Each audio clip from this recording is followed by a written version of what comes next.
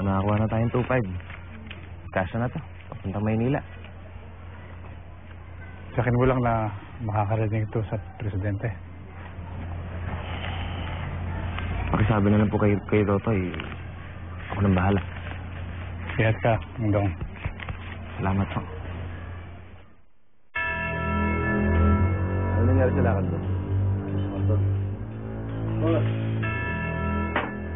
Nasundan mo ba? Saan sila nagtatago? Hindi ko nasundan si Andong. Natatakot to, baka mapansin ako eh. Tanga-tanga ka naman. Ayusin natin mo. Natatakot ako kay Totoy eh. Oo. Maraming bundok sa Talong Kapas. Baka doon sila nagtatago.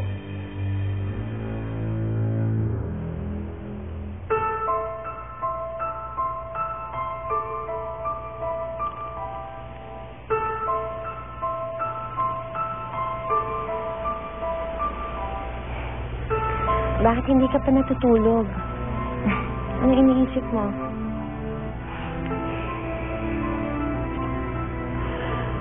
Iniisip ko si Andong. Sana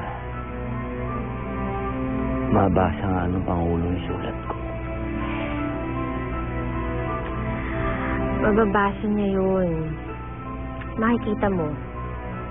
Parurusahan niya si Hernandez at si Mayor. Tapos, ibabalik niya ang bukid natin. Yung sulat ko kasi Tagalog. Hindi English. Baka hindi maintindihan ng Pangulo. Ano ka ba? Pilipino rin yun.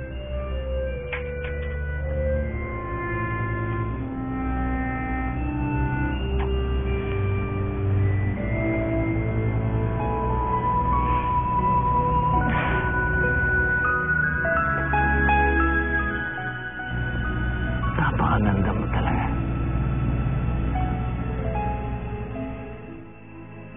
Sa piling mo, ako'y buhay. Napapawi ang lungkot at lupa'y walang iba. Alam mo, magmula pa noon, di mo na ako pinabayaan. Lagi mo ako inaalagaan. Kita mamahalin. Ipinapangako ko, pagkakaingatan ko ang iyong buhay. Ikaw at si Cecilia ang nagpapalakas ng loob ko. Huwag mo ako iiwanan.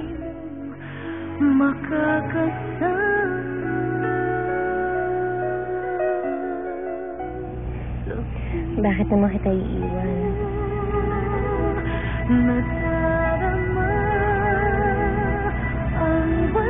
Hindi ko alam kung hanggang kailan tayo dito. Alam ko, mahirap na magiging buhay mo dito.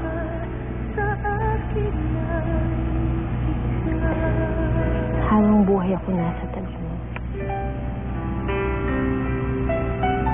Hindi kita iiwan. Handaan mo.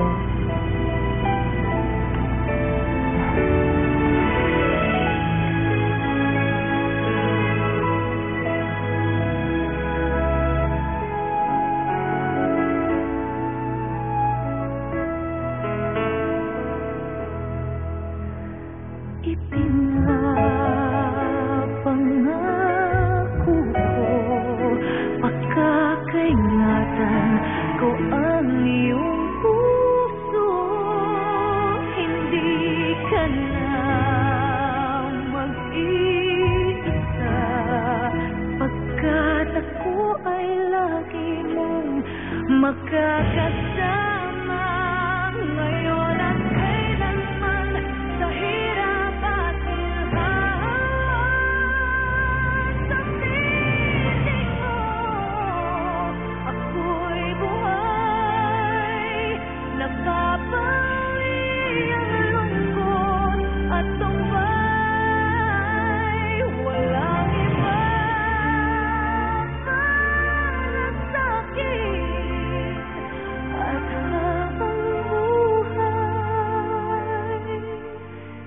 kita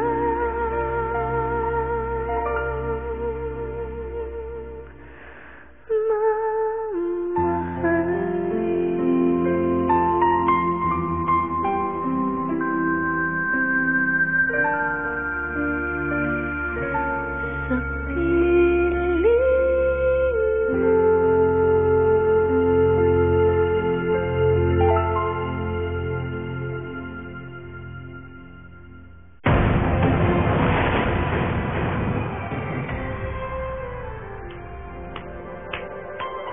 Perfect, Ana.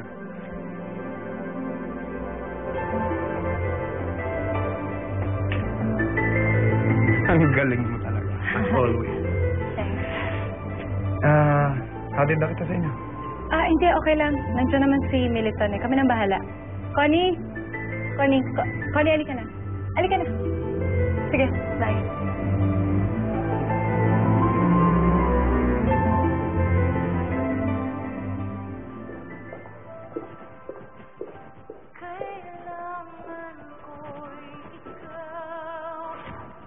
Imbitahan mo lahat ng mga investors ko, pati mga kaibigan ko, ha? Sige po, sir. Mag-fax ka sa kanila. Opo, sir. Padala mo lahat ng imbitasyon. At pagkatapos, tawagan mo yung magiging service ka nila. Tawagan mo rin yung chopper doon sa Manila at yun ang sasakyan nila. Naintindihan mo? Opo, sir. Okay. Wait. Mag-invite ka ng singer. At ang gusto ko, yung sikat. Hindi yung kung sino-sino lang. Gusto ko yung si Ana Molina. Paboritong na anak ko yan, kaya inambitahin mo. Naku, sir. Paborito ko rin po yan. Kababaryo ko nga po yan dati. Sige po, sir. Kukontakin ko po. Sana pumayag po siya, sir.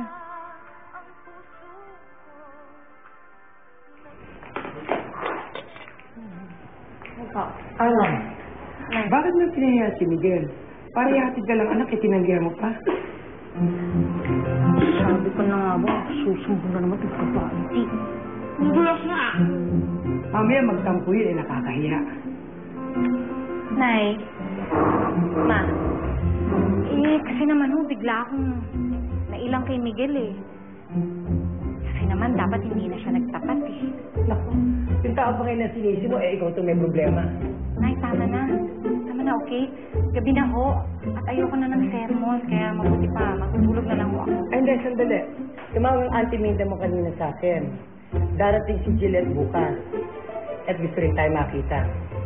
Yung Gillette? Yung Juliet, ma'am, pinsan mo na Hindi ka kasali dito, okay? Hanggang dito lang ang usapan. Si Gillette ho, liluwas ng Maynila. Oo, kaya nga bukas, pumunta ako sa pera, susunduin ko siya. Kasi gusto rin dito mag-aral na. Nay, kami na lamang po ni Militon ng susundo sa kanya. Kasi gusto ko rin ho naman siya makita. Okay, sige. Tama ko. Hindi ka nga kasali dito. Singit ang sigit lagi.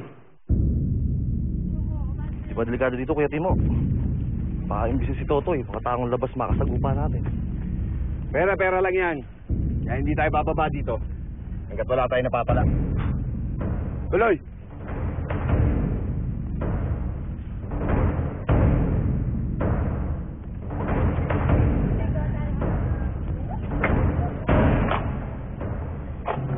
Chong, Oh, si Totoy, nasa na ho? ay maaga silang umalis eh. Hindi na sinabi kung saan pupunta.